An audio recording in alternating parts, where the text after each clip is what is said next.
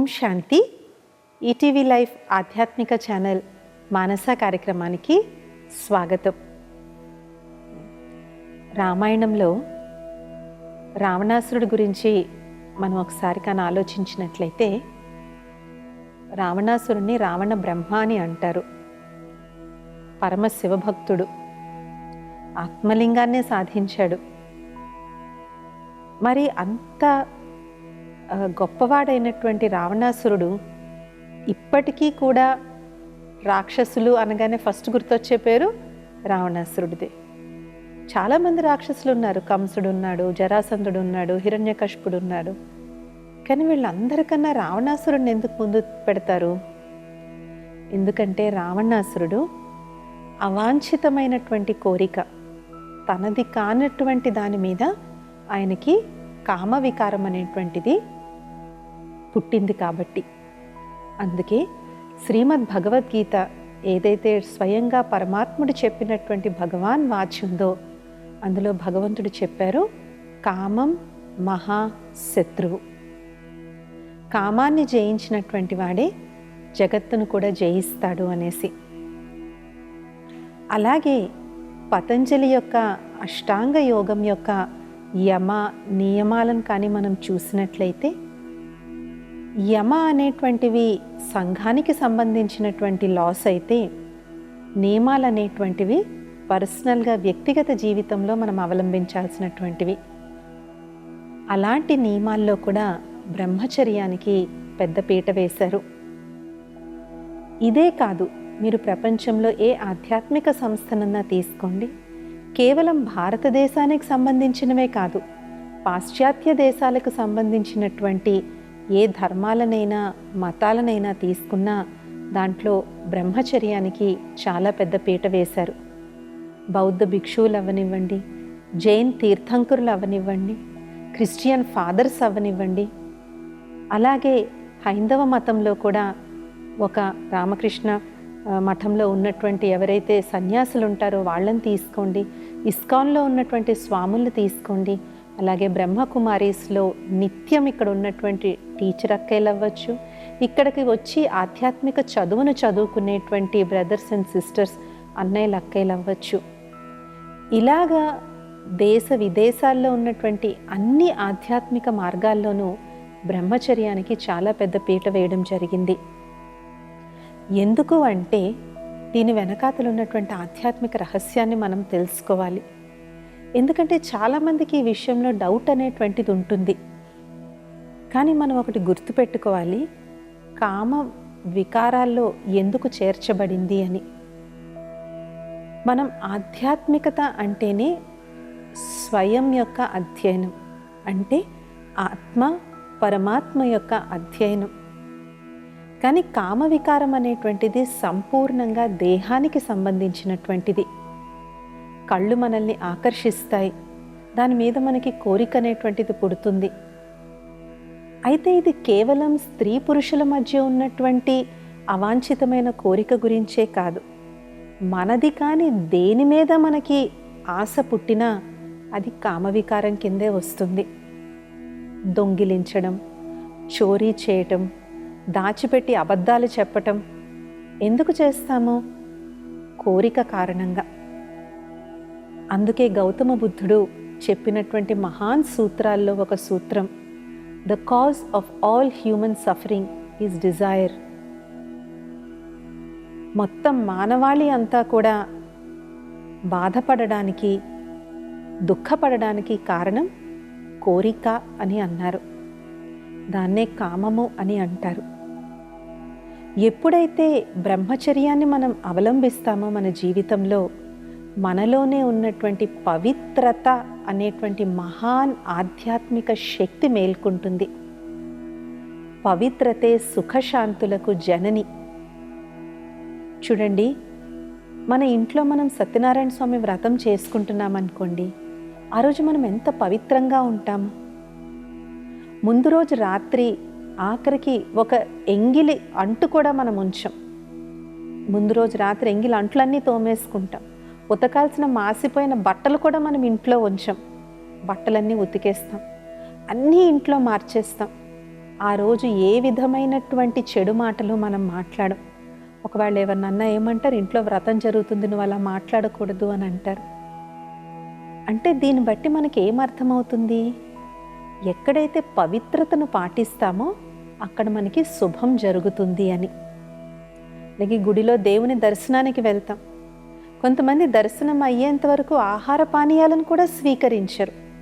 అంటే నేను ఎలా ఉన్నానో అలాగే నిన్నొచ్చి నేను దర్శించుకుంటాను అని ఆ భగవంతుణ్ణి కనీసం మంచినీళ్ళు కూడా తాక్కుండా వెళ్ళి దర్శనం చేసుకుంటారు. అంటే శారీరక శుద్ధత, శారీరక పవిత్రతకి మనం ఆధ్యాత్మికతలో తెలిసో తెలియకో అంత ప్రాధాన్యతను మనం ఇస్తూ ఉంటాం. కాబట్టి ఎక్కడైతే బ్రహ్మచర్యం యొక్క పాలన జరుగుతుందో అక్కడ పవిత్రత అనేటువంటి మహాన్ శక్తి ఉద్భవిస్తుంది.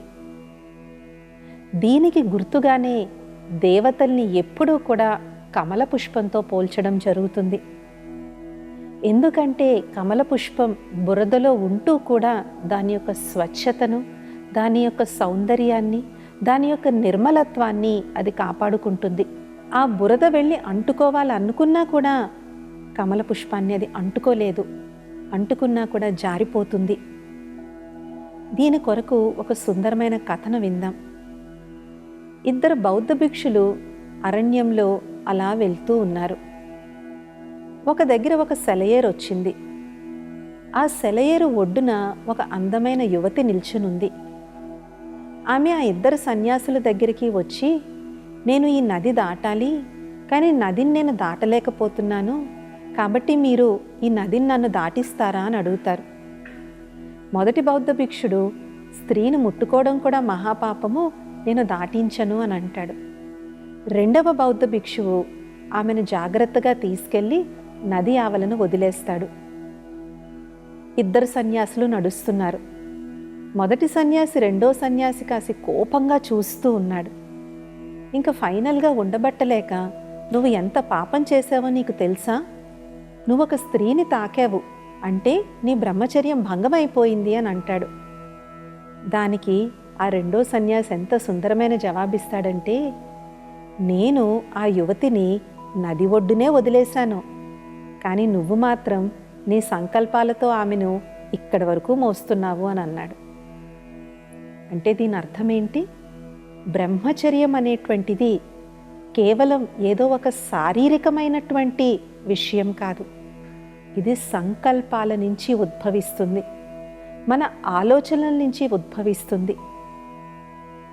చూడండి, ఈ మధ్యకాలంలో ఎంత భయంకరమైన, అమానుషమైనటువంటి, హీనకరమైనటువంటి సంఘటనలు మనం చూస్తూ ఉన్నాము. వాటిని ఏం ప్రేరేపిస్తుంది? కామవికారం ప్రేరేపిస్తుంది. వావి వరసల యొక్క తేడా లేకుండా కూడా చాలామంది కామవికారానికి గురవుతూ ఉన్నారు. కాబట్టి ఆధ్యాత్మికతలో మాత్రమే దీన్ని జయించగలిగేటువంటి శక్తి ఉంది. ఎందుకంటే మిగిలిన వికారాలకి కామవికారానికి ఒక చిన్న తేడా ఉంది. మనం క్రోధం తీసుకుందాం, లోభం తీసుకుందాం, మోహం తీసుకుందాం, అహంకారం తీసుకుందాం. ఇవన్నీ బయటికి కనిపించేస్తాయి. దాచుకోవాలన్న వ్యక్తి దాచుకోలేడు. కోపం వస్తే అరుస్తాడు. మోహం ఎక్కువైందా, వాళ్ళు దూరం అయితే లబోదిబోమని ఏడుస్తారు. లోభి ధనవంతా కూడబెడతాడు. అహంకారి తన హావభావాలతో, తన యొక్క బాడీ లాంగ్వేజ్తో అహంకారాన్ని ప్రదర్శిస్తాడు. కానీ కామవికారం లోపల ఏం జరుగుతుందో ఎవ్వరికీ తెలీదు. కాబట్టి ఇది చాలా గుప్తంగా ఉండేటువంటి వికారం. కాబట్టి దీని వలన జరిగేటువంటి నష్టము ఆ వ్యక్తికి మాత్రమే తెలుస్తుంది. అసలు ఇన్ని ఆధ్యాత్మికతలో చాలామంది రమ్మంటే, అమ్మో మేము ఆ నియమాలన్నీ పాటించలేమండి, మేమేదో కాసేపు వచ్చి ఒక 5 నిమిషాలు మెడిటేషన్ చేసుకుని వెళ్ళిపోతాము అని అంటారు. మంచిదే, యాక్చువల్గా ఆ మాత్రమన్నా వచ్చి మెడిటేషన్ చేస్తున్నారు అంటే చాలా సంతోషించదగినటువంటి విషయం, కంపల్సరీగా వెల్కమ్. కానీ దాని యొక్క 100% బెనిఫిట్ పొందాలి అంటే ఈ నియమాలు చాలా చాలా అవసరమైనటువంటివి. మనం తినేటువంటి ఆహారం మన మనస్సుని, మన ఆలోచనల్ని చాలా ప్రభావితం చేస్తుంది. మనం తినే ఆహారం తామసికంగా, తాగేవి కూడా తామసికంగా ఉన్నట్లయితే మనలో ఉన్నటువంటి కామ వికారం రేకెత్తించినట్టుగా అవుతుంది. అయితే చాలామందికి అపోహ కూడా ఏముంటుందంటే కామవికారమే లేకపోతే ప్రపంచం ముందుకెలా నడుస్తుంది అని. ఇక్కడ మనం దాని గురించి మనం మాట్లాడుకోవట్లేదు. ఈ ప్రపంచంలో జనాభా ఏమన్నా తక్కువైందా? రోడ్డు మీద అనాథ పిల్లలు ఏమన్నా తక్కువ ఉన్నారా? మనం దాని గురించి అనట్లేదు. ఒకప్పుడు పవిత్ర గృహస్థాశ్రమం మనం ఈ భారతదేశంలో మనం చూసాం. లక్ష్మీనారాయణులు, రాముడు, సీత, ఇలాగ అనేక దేవతామూర్తుల యొక్క పవిత్ర గృహస్థాశ్రమాన్ని మన పురాణాలు మనకి తెలియచేస్తూ ఉన్నాయి. కానీ ఇప్పుడు కామవికారం ఆ గృహస్థాశ్రమానికి బయటికి వచ్చి ఎవరైనా పర్వాలేదు, ఏ వయసు వాళ్ళైనా పర్వాలేదు, ఎవరైనా సరే పర్వాలేదు, కేవలం వీరి యొక్క ఆ పైశాచిక ఆనందం కోసం వాళ్ళ అమానుష చర్యలు అనేటువంటివి చేస్తూ ఉన్నారు. అందుకనే మహాత్మా గాంధీ గారు భారతదేశానికి స్వతంత్రం వచ్చినప్పుడు అందరూ సంతోషించారు. కానీ గాంధీ గారు మాత్రం ఆ సంబరాల్లో పాల్గొలేదు. ఆయనేమి ఎర్రకోట మీద వెళ్ళి మన యొక్క జాతీయ జెండాను ఎగురవేయలేదు.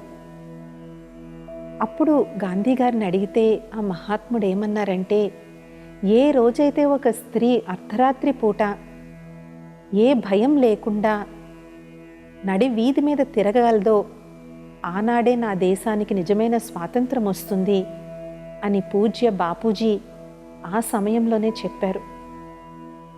కాబట్టి ఈ విధంగా ఆధ్యాత్మికతలో మొట్టమొదటి నుంచి సంపూర్ణ ఇంద్రియ నిగ్రహం మీద చాలా చాలా ప్రాధాన్యత ఇవ్వడం జరిగింది. ఎందుకు అంటే ఈ ఇంద్రియాలను కానీ మనం నిగ్రహించకపోతే ఇవి వాటంతటవి కానీ నడవడం మొదలుపెట్టినట్లయితే మొత్తం మానవాళి యొక్క మనుగడే సమస్యలోకి వస్తుంది. ఇప్పుడు చూడండి, ఆఖరికి మనము 4 ఏళ్ళ 5 ఏళ్ల పాపాయిని కూడా ధైర్యంగా రోడ్డు మీద పంపలేకపోతున్నాం. కాబట్టి ఒక మానవులుగా మన మీద మనకు ఎలా అనిపించాలి? ఆఖరికి ఒక 80 ఏళ్ళ 90 ఏళ్ల వృద్ధురాలు కూడా రోడ్డు మీద ఒక్కతే నడవాలంటే భయపడుతుంది. ఎందుకు? ఇంద్రియ నిగ్రహం లేని కారణంగా. నా ఇష్టం, నేను ఏదన్నా చేస్తాను, మీరెవరు నన్ను అడగడానికి అనేటువంటి ఇలాంటి మాటలు మాట్లాడుతున్న కారణంగా మానవుల యొక్క జీవిత విధానం ఏ విధంగా తయారైంది. భారతదేశం యొక్క మహోన్నత్యమే దాని యొక్క ఆధ్యాత్మికతలో ఉంది. ఒక గౌతమ బుద్ధుడు, మహావీర్ జైన్, అనేక తీర్థంకరులు, ఎందరో మంది స్వాములు, ఋషులు, మునులు ఈ భారతావనిపై జన్మ తీసుకున్నారు.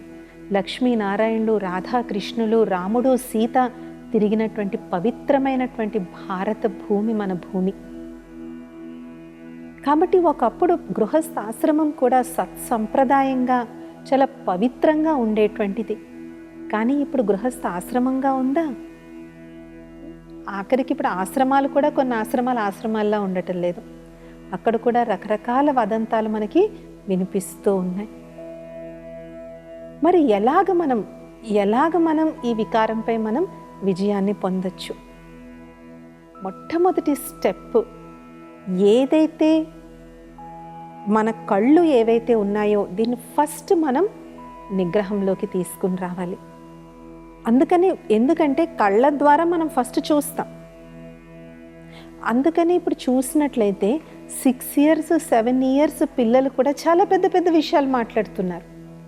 ఎలా తెలుస్తున్నాయి వాళ్ళకి ఆ విషయాలని? ఎందుకంటే అవన్నీ వాళ్ళు ప్రాక్టికల్గా చూస్తున్నారు కాబట్టి ఫస్ట్ మన నయనాలని దీన్నే సివిల్ ఐ కింద చేసుకోవాలి. క్రిమినల్ ఐ కాదు, సివిల్ ఐ. నిర్వికారిగా మన కళ్ళని తయారు చేసుకోవాలి. సో మనం ఏం చూస్తున్నాం, తర్వాత ఏం వింటున్నాం, ఏం మాట్లాడుతున్నాం.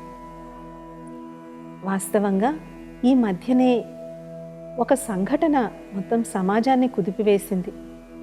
4 ఫ్రెండ్స్ ఒక తండ్రి కూతురు యొక్క సంబంధం మీద అశ్లీలకరమైనటువంటి జోక్స్ వేసుకుంటూ, ఎంజాయ్ చేసుకుంటూ దాన్ని యూట్యూబ్లో పెట్టడం జరిగింది. కాబట్టి ఎంటర్టైన్మెంట్, లేదంటే పాపులారిటీ, లేదంటే ఫేమ్ కోసం తండ్రి కూతురు వంటి పవిత్రమైనటువంటి సంబంధం మీద కూడా వాళ్ళు ఎంతో అసభ్యకరమైనటువంటి పదజాలాన్ని వాడారు. ఫైనల్గా ప్రభుత్వం వాళ్ళని హస్తగతం చేసుకున్నారు. కానీ ఇలా బయటపడనివి ఎన్నున్నాయి? కొన్ని బయటపడతాయి, కొన్ని బయటపడనివి. కాబట్టి ఇప్పటి సమాజంలో ఈ విధమైనటువంటి ఇంద్రియ నిగ్రహం అనేటువంటిది చాలా ముఖ్యం. దీని కొరకే ఒక ఆధ్యాత్మిక జీవన విధానం. ఉదయం లెగవగానే మన మొబైల్ ఫోన్ పట్టుకుంటాం కాదు. మన సనాతన ధర్మంలో మనకు చెప్పిన సంప్రదాయం ఏంటి? ఫస్ట్ లెగవగానే పరమాత్మని యొక్క స్మృతి చేయాలి, దేవుడికి దండం పెట్టుకోవాలి, ఇల్లు ఒళ్ళు రెండు పరిశుభ్రం చేసుకోవాలి. తర్వాత సాత్వికమైనటువంటి ఆహారం పరమాత్మునికి నైవేద్యం అర్పించి మనం దాన్ని స్వీకరించాలి. తర్వాత మన పని మనం చేసుకుంటున్నప్పుడు కూడా పరమాత్ముడు చేయించేటువంటి వాడు, నేను కేవలం చేస్తున్నాను అనేటువంటి నిమిత్త భావనతో, దాని మీద ఏ విధమైనటువంటి మోహం కానీ ఇది నాది నాది అనేటువంటి ఈ భావన లేకుండా నిమిత్త మాత్రంగా ఈ కర్మ చేయడం. సాయంత్రం వేళ కూడా ఒక సత్సంగానికి కానీ ఒక ఆశ్రమానికి వెళ్ళి అక్కడ పరమాత్మని యొక్క ధ్యానం చేయడం. రాత్రి పడుకునే ముందు రోజంతా పరమాత్ముడికి అర్పించి, ఇంత సుందరమైన రోజు ఇచ్చినందుకు పరమాత్ముడా నీకు కృతజ్ఞతలు అని వారికి ధన్యవాదాలు చెప్పి పడుకోవడం. ఎందుకు ఇవన్నీ పెట్టారు అంటే, ఇలాంటి డిసిప్లిన్డ్ లైఫ్ స్టైల్ కానీ లేకపోయినట్లయితే ఈ ఇంద్రియాలు మనం చెప్పిన మాట వినవు. రోజంతా ఇష్టం వచ్చినట్టు తిని ఇష్టం వచ్చినట్టు తాగి సాయంత్రం నేను కూర్చుని మెడిటేషన్ చేస్తాను అంటే కుదురుతుందా మెడిటేషన్? ఆ మెడిటేషన్లో కూడా మనం ఇంకెక్కడో ఊహాలోకాల్లోకి మనం వెళ్ళిపోతాం. అలాగే కొంతమందికి ఇంకో రకమైన కామ వికారం ఉంటుంది. అదేంటి? పేరు, పరపతి, ప్రతిష్ట. దానికోసం కూడా వాళ్ళు ఏమన్నా చేస్తారు. పేరు రావాలి, పేపర్లో నా ఫోటో పడాలి, అందరూ నా గురించి చెప్పుకోవాలి. ఈ మధ్యన చూస్తూ ఉంటాం కదా, యూట్యూబ్ వ్యూస్ కోసం ట్రైన్ ముందు పరిగెట్టి ట్రైన్ వచ్చి ఆయన్ని ఓం శాంతి చేసేసింది అని చెప్పేసి. ఎందుకు? యూట్యూబ్లో వ్యూస్ కోసం. సో ఫేమ్ అండ్ పాపులారిటీ, దాని మీద వాళ్ళకి కోరిక. దానికోసం రకరకాల పనులు చేస్తూ ఉంటారు. కొన్నిసార్లు చట్టవిరుద్ధమైనటువంటి పనులు కూడా చేస్తూ ఉంటారు. అందుకనే ఆధ్యాత్మికత మనకి ఏం చెప్తుంది అంటే, పొగడ్తలోనూ నిందలోనూ, హానిలోనూ లాభంలోనూ, రెండిట్లోనూ సమానంగా ఉండడం నేర్చుకోవడమే కర్మయోగి యొక్క లక్షణాలు. ఒక కర్మయోగి అందరూ తన్ని పొగిడారని చెప్పి పొంగిపోడు, నష్టం వచ్చిందని కుంగిపోడు. ఓటమిని దాని నుంచి పాఠాలు నేర్చుకుని విజయం వైపు పయనిస్తాడు. కాబట్టి ఈ విధంగా రెండిటిలోనూ సమభావాన్ని మనం పెట్టుకున్నప్పుడు మన జీవితం ఒక కర్మయోగి కింద అవుతుంది. అప్పుడు అనవసరమైనటువంటి పేరు ప్రఖ్యాతల వెనుక మనం పరిగెట్టం. ఎప్పుడైనా మనం పేరు ప్రఖ్యాతల వెంట పరిగెడితే అవి మనకు అంత దూరం అయిపోతాయి. మనిషి తను చేయవలసినటువంటి కర్తవ్యాన్ని కరెక్ట్గా నిర్వర్తిస్తే ఏ ఫలితం రావాలో అది వస్తుంది. అందుకనే శ్రీమద్ భగవద్గీతని చెప్పినప్పుడు పరమాత్ముడు అర్జునుడికి ఏం చెప్పాడు? కర్మ చేయడం వరకే నీ పని, దాని రిజల్ట్ ఎప్పుడూ నీ చేతిలో లేదు. కాబట్టి నువ్వు అధర్మాన్ని ఓడించి ధర్మాన్ని గెలిపించాల్సినటువంటి గురుతర బాధ్యత వీరుడైన నీపై ఉంది.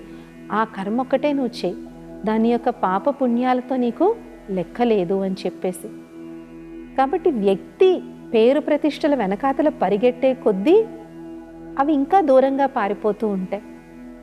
కాబట్టి మన బాధ్యత ఏంటో అది మనం ముందు నిర్వర్తించాలి. సో ఇది కూడా ఒక రకమైనటువంటి కామ వికారం కిందే వస్తుంది. చేయడానికి ఒక మంచి పని చేస్తారు, కానీ దాన్ని 10 చోట్ల ప్రాచుర్యం చేసుకుంటారు. అంతే కదా. ద డిజైర్, బేసిక్లీ కామ వికారం అంటే మనం సింపుల్గా అనేసి ఇట్స్ అ డిజైర్. డిజైర్ ఎప్పుడైతే మనకు వస్తుందో అప్పుడు మన యొక్క ఆలోచన అనేటువంటిది దారి తప్పుతుంది. కాబట్టి దీనికి మనము రోజు కొంచెం స్పెషల్ మెడిటేషన్ అనేటువంటిది మనం చేసుకోవాలి. మెడిటేషన్ ఎస్పెషలీ మార్నింగ్ టైంలో మనం కూర్చుని ఆత్మ మీద మనం కాన్సన్ట్రేట్ చేస్తూ, పరమాత్ముడు ఎవరైతే పవిత్రతా సాగరుడు ఉన్నారో వారి యొక్క పవిత్రతా కిరణాలు ప్రతి అవయవం గుండా ఆ పవిత్రత యొక్క శక్తి నాలో నిండుతూ ఉంది.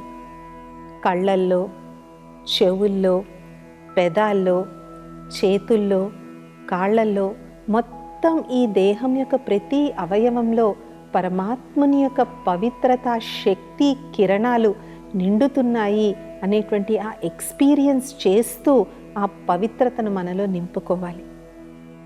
మనం తినే ఆహారం, తాగే నీరు ఏది స్వీకరించాలన్నా దాని ముందు ఈ ఆహారం అత్యంత పవిత్రమైనటువంటిది. ఈ పవిత్రమైనటువంటి ఆహారంతో నాలో పవిత్రత యొక్క శక్తి మేల్కొంటోంది. నా ఇంద్రియాలన్నీ శీతలంగా తయారవుతున్నాయి. మనసు చాలా శీతలంగా, ఆవేశాలకి దూరంగా, నిర్మలంగా తయారవుతుంది. నా బుద్ధి దివ్య బుద్ధిలాగా తయారవుతుంది అని ఈ విధమైనటువంటి శుద్ధమైనటువంటి పవిత్రమైనటువంటి సంకల్పాలను, ఆ యొక్క వైబ్రేషన్స్ని, ఆ శక్తి తరంగాలని మన యొక్క ఆహారంలో, పానీయాల్లో నింపి దాన్ని మనం స్వీకరించాలి. కలుషితమైనటువంటి ఆహారం, కలుషితమైనటువంటి పానీయాలు మనం స్వీకరించడం వల్ల మనలో ఉన్నటువంటి అపవిత్రమైనటువంటి వృత్తులు ఏవైతే ఉన్నాయో ఆ అపవిత్ర వృత్తులు బయట పడతాయి. దాని ప్లేస్లో ఎప్పుడైతే మనం సాత్విక ఆహారాన్ని, సాత్విక పానీయాల్ని స్వీకరిస్తామో అప్పుడు మనలో ఉన్నటువంటి పవిత్ర ప్రవృత్తులు ఏవైతే ఉన్నాయో అవి బయటపడతాయి. ఒక మనవడు, ఒక తాతగారి మధ్య సంభాషణ జరుగుతుంది. ఆ తాతగారు మనవడితో అన్నాడంట, బాబు నీలో ఎప్పుడూ ఒక యుద్ధం జరుగుతూ ఉంటుంది అన్నాడంట. లేదు తాతయ్య, నేను ఎవరితోనూ యుద్ధం చెయ్యట్లేదే అంటే, లేదు బాబు, ఈ యుద్ధం కంటికి కనిపించదు, కానీ ఎప్పుడూ యుద్ధం జరుగుతూనే ఉంటుంది అంటాడు. ఏంటి తాతయ్య యుద్ధము అంటే, మంచికి చెడుకి మధ్య. అవునా, మరైతే రెండిట్లో ఏవి గెలుస్తాయి అంటే ఆ తెలివైన తాతయ్య ఏమన్నాడంటే, నువ్వు దేన్ని పెంచి పోషిస్తావో అదే గెలుస్తుంది.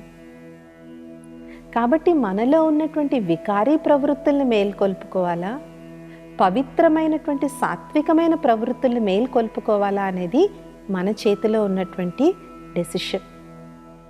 దీని కొరకే ఆధ్యాత్మిక జీవన శైలి, ఆధ్యాత్మిక సిద్ధాంతాలని పెట్టడం జరిగింది. కాబట్టి మనం స్థూలమైన పవిత్రతతో పాటు మన ఆలోచనలు ఏ విధంగా ఉన్నాయి, అందుకనే ఆత్మిక దృష్టికి చాలా చాలా ఇంపార్టెన్స్ ఇవ్వడం జరుగుతుంది. ఎప్పుడైతే ఆత్మిక దృష్టి అనేటువంటిది ఉంటుందో అప్పుడు దేహం యొక్క దృష్టి అనేటువంటిది తగ్గిపోతుంది. స్త్రీ, వీళ్ళు పురుషుడు, వీళ్ళు ఇలా ఉన్నారు, వాళ్ళు అలా ఉన్నారు అనేటువంటి ఈ దేహ ఆకర్షణ యొక్క ప్రవృత్తి ఏదైతే ఉందో అది తగ్గుతుంది. దాని ప్లేస్లో ఆత్మిక దృష్టి అనేటువంటిది తయారవుతుందన్నమాట. ఎందుకంటే పరమాత్ముని సంతానం సర్వ ఆత్మలు కూడా పవిత్రమైనటువంటివే. కానీ మనం అనేక జన్మలు తీసుకుని వికారాలకు లోబడి ఈ వికారాలే మన నిజస్వరూపం అనుకుని దివ్య గుణాలను మనం కప్పెట్టేశాం. కానీ వాస్తవంగా మనం దివ్య గుణాలు సంపన్నమైనటువంటివి, వికారాలే పరాయిగా వచ్చాయి మనలో. ఒక కథ చెప్తారు కదా, ఒక ఒంటె ఉందంట. ఆ ఒంటె పాపం చాలా అలసిపోయి ఉందంట, వర్షం పడుతుందంట. దూరంగా ఒక అతను గుడారం వేసుకుని కూర్చున్నాడంట. సో ముందెళ్ళి ఆ ఒంటె అడిగిందంట, నా తల తడిచిపోతుంది, కొంచెం నీ గుడారంలో నా తల పెట్టుకోనా అనిందంట. సరే తలే కదా పెట్టుకో అన్న. తర్వాత ఆ తలకు పెట్టుకుంటూ మొత్తం ఒంటె ఆ గుడారం అంతా ఆక్యుపై చేసేసింది. ఆ వ్యక్తి బయట వర్షంలో పడుకోవాల్సి వచ్చింది. సో ఈ వికారాలు కూడా ఫస్ట్ ఎలా స్టార్ట్ అవుతాయి, చిన్నదే కదా, మరీ టూ మచ్, అలా చిన్నగానే స్టార్ట్ అవుతాయి. ఇది చూస్తే తప్పే ఉంది, ఇలాంటివి వింటే తప్పేముంది, అందరూ చెప్తున్నారు కదా, ఇదేం సీరియస్ ఏం కాదు అని అలా మనం మెల్లమెల్లగా ఈ వికారాలని లోపలికి రానిస్తాం. వచ్చిన తర్వాత అది ఏమవుతుంది, ఆ ఒంటెలాగా కంప్లీట్గా మనల్ని ఆవహిస్తుంది. ఆ వికారాలు మనల్ని ఎప్పుడు ఆవహించాయో కూడా మనకి గుర్తుండదు. అండ్ ఇప్పుడు ఈ వికారాలు మనలోకి రావడానికి ద్వారాలు ఎక్కువైపోయాయి, మార్గాలు ఎక్కువైపోయాయి. కాబట్టి మనల్ని మనం సేఫ్ గార్డ్ చేసుకోవాలి. ప్రతిరోజు మార్నింగ్ లెగిసిన వెంటనే పరమాత్మునితో కనెక్ట్ అయ్యి ఆ పరమాత్ముని యొక్క పవిత్రత, ఆ శక్తిని మనం తీసుకుని మనలో ఎంతెంతైతే నింపుకుంటామో అంతంతగా ఇంద్రియ నిగ్రహం అనేటువంటిది మనకు వస్తుంది.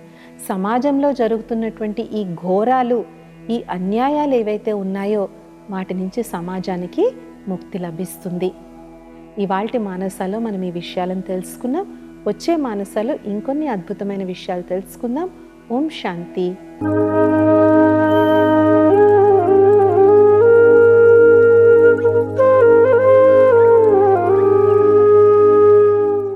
ఈ కార్యక్రమాన్ని తిరిగి చూడాలనుకుంటే www.youtube.com/@ETV Life Spiritual లో చూడవచ్చు.